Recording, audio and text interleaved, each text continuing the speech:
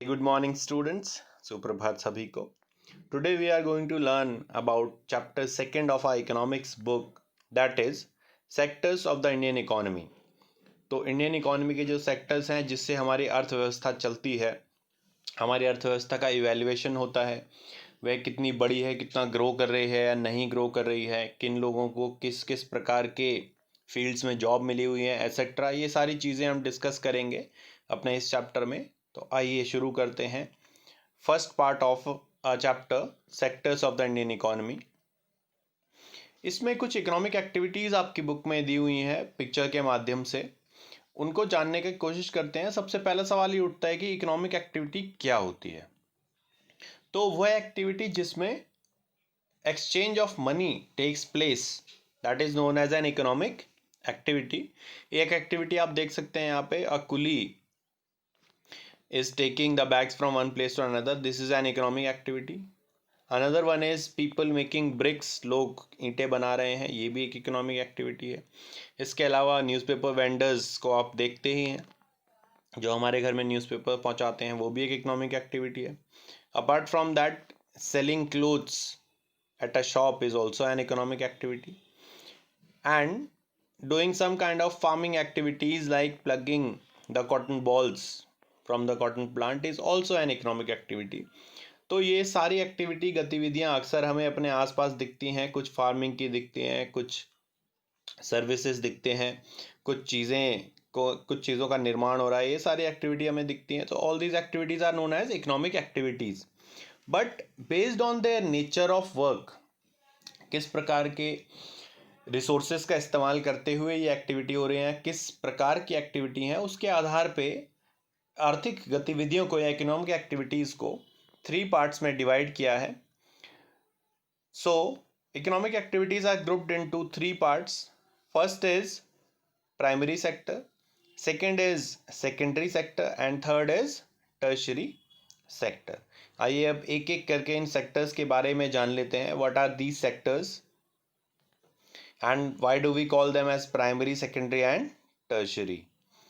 So on your right you can see images of some activities like growing of crops, fruits and animal husbandry, etc.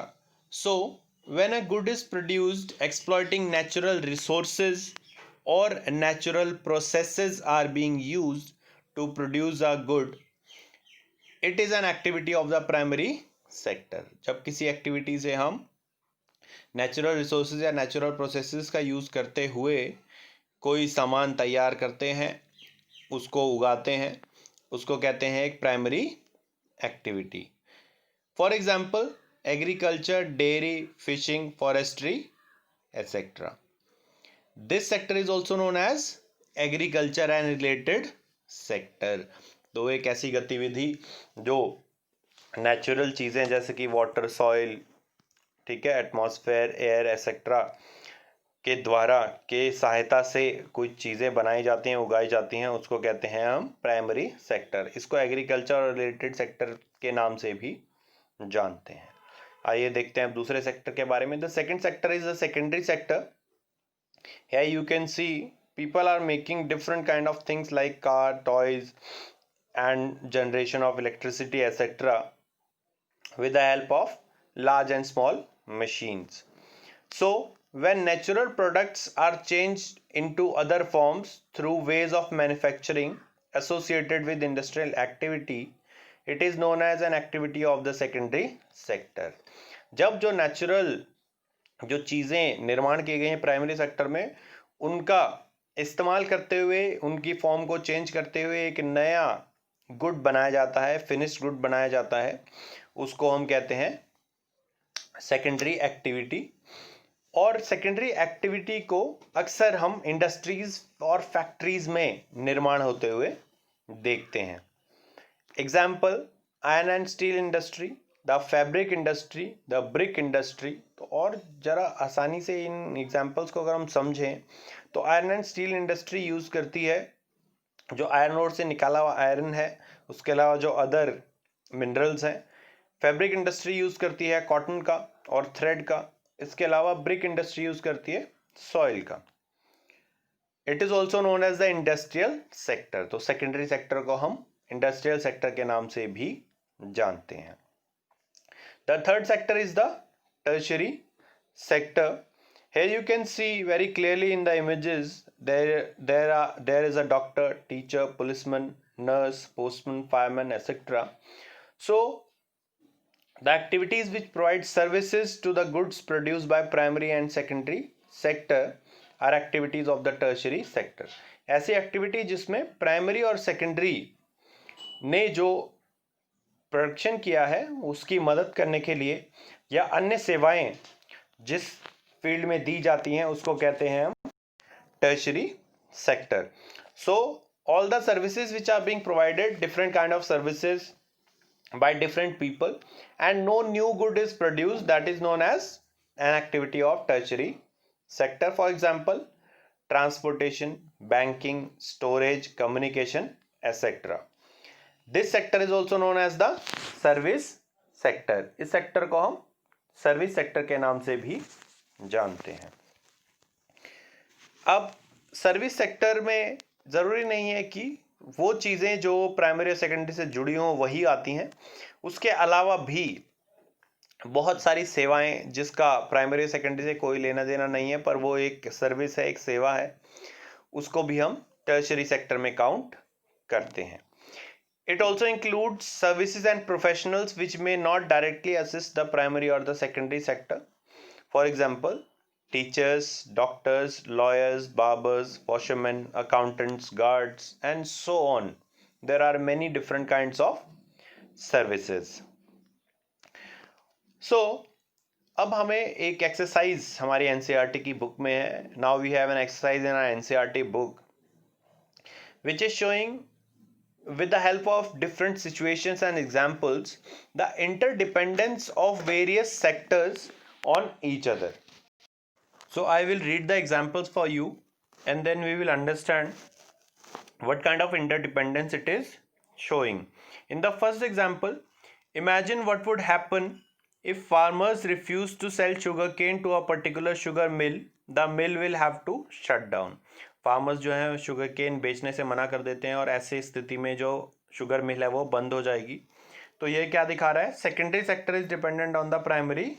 इस example में जो secondary sector है वो primary sector पे कैसे dependent है इसकी बात कर रहे हैं। The second example is, imagine that what would happen to cotton cultivation if companies decide not to buy from the Indian market and import all cotton they need from the other countries. तो क्या हो रहा है, जो cotton companies हैं, जो cotton mills हैं, वो कॉटन और जो कपड़ा है वो इंडियन मार्केट से, इंडियन फार्मर्स से ना खरीदें और बाहर से खरीदें। तो इससे क्या होगा, हमारे फार्मर्स का जो प्रॉफिट है वो बहुत ज़्यादा कम हो जाएगा और ज़्यादातर फार्मर्स बैंकरप्ट हो जाएंगे। Bankrupt means a person who has no money left with him, जिसके पास कोई पैसा नहीं बचा हो। Primary sector is dependent on the secondary sector. इस एग्जांपल में हमें क्या पता चल रहा है कि जो प्राइमरी सेक्टर है वो डिपेंडेंट है किस पे? सेकेंडरी सेक्टर पे। If prices of agricultural equipments and inputs increase, अगर एग्रीकल्चरल इक्विपमेंट और इनपुट का प्राइसेस बढ़ जाता है, इसमें एग्जांपल दिया हुआ है आपकी बुक में, farmers buy many goods such as tractors, pump set, electricity, pesticides, fertilizers. Imagine करें अगर इन सभी चीज़ों का प्राइस या इनमें से कुछ चीज़ों का प्राइस बढ़ जाए तो फिर हमारे फार्मर्स का प्रॉफिट बहुत ज़्यादा रिड्यूस हो जाएगा। तो ये क्या दिखा रहा है? Primary sector is dependent on the secondary sector for various equipments and inputs.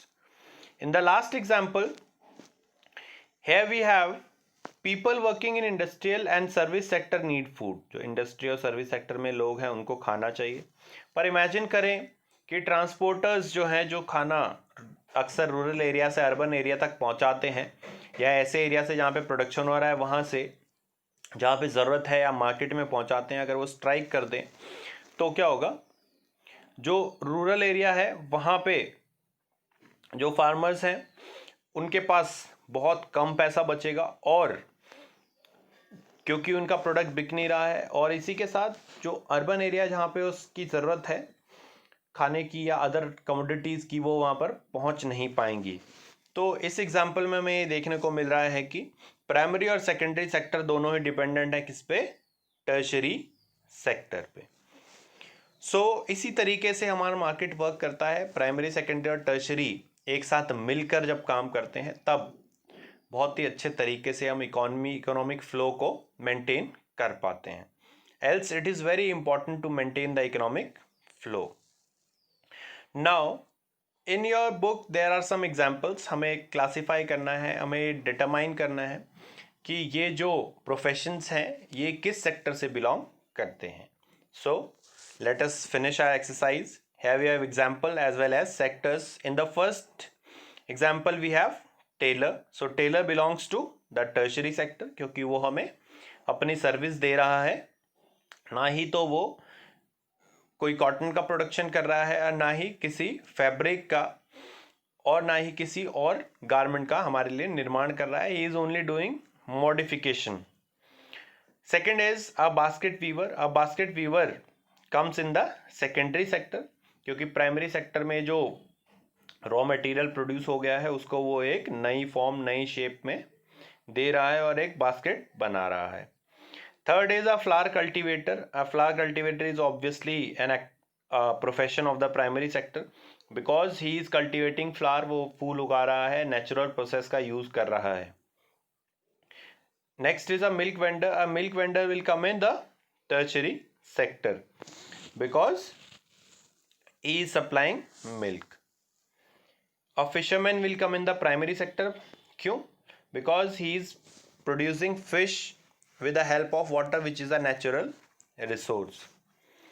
A priest will come in the tertiary sector because he is only giving his services and producing nothing else. No good is being produced by him.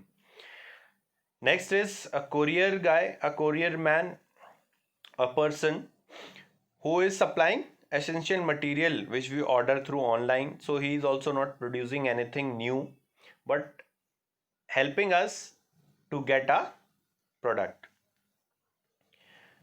Next we have workers in a match factory. एक माचिस की factory में कार्य करने वाले कारीगर हैं. They come in the secondary sector. Another is money lender. He will come in the tertiary sector because he is giving service. Next is gardener. He will come in the primary sector because he is growing plants with the help of natural resources. Next is potter. He will come in the primary sector because he is making a finished good using soil. Next is a beekeeper. He will come in the primary sector. क्यों? क्योंकि वो क्या कर रहा है beekeeper? वो हनी बीज को उगा रहा है और हनी का प्रोडक्शन कर रहा है नेचुरल रिसोर्सेज का यूज करते हुए. Next is an astronaut. He will come in the tertiary sector. And next last one is call centre employ. He will also come in the tertiary sector. अब हम अगर तीनों सेक्टर्स का comparison करें, हमारे देश की अगर बात करें, क्योंकि हमारा चैप्टर भी है sectors of the Indian economy, तो इसमें हम सबसे पहले एक पाई चार्ट देख लेते हैं which is showing us that the tertiary sector has the largest contribution in our economy, around 62%. At present the tertiary sector is from 65 to 70% contribution in our economy. How much goods and services are produced? तो जब हम compare करते हैं different sectors तो हमारे सामने बहुत सारे सवाल होते हैं. कितने गुड्स और सर्विसेज हमने प्रोड्यूस किए एक साल में. How many people work in each sector. हर एक सेक्टर में कितने लोग वर्क कर रहे हैं. Which sector has the highest contribution in GDP. किस सेक्टर का कंट्रीब्यूशन, योगदान सबसे ज़्यादा है हमारे सकल घरेलू उत्पाद, ग्रॉस डोमेस्टिक प्रोडक्शन में. और ग्रॉस डोमेस्टिक प्रोडक्शन क्या होता है, सकल घरेलू उत्पाद क्या होता है. तो सबसे पहले हम जानने का प्रयास करते हैं व्हाट इज जीडीपी या gross domestic product. So the value of all final goods and services produced within a country in a particular year is known as gross domestic product. सभी जो चीज़ें बन रही हैं, जैसे लैपटॉप है, मोबाइल फ़ोन है, इन्वर्टर है, फ़ैन है और बहुत सारी आसपास आपको चीज़ें दिखेंगी. एक तो गुड्स, इसके अलावा जो खेती में काम हो रहा है, जो फूड ग्रेन्स का प्रोडक्शन हो रहा है, फ्रूट्स का, वेजिटेबल्स का प्रोडक्शन हो रहा है, यानी कि जो फिजिकल गुड्स आपको दिख रहे हैं एक तो वो, उसके साथ साथ जो सेवाएं विभिन्न लोग आपको दे रहे हैं, इन सभी की जो फाइनल वैल्यू है उसको कहते हैं हम ग्रॉस डोमेस्टिक प्रोडक्ट या जीडीपी। एक पर्टिकुलर कंट्री में तैयार होने वाले सभी गुड्स और सर्विसेज की फाइनल वैल्यू एक साल में, that is known as gross domestic product.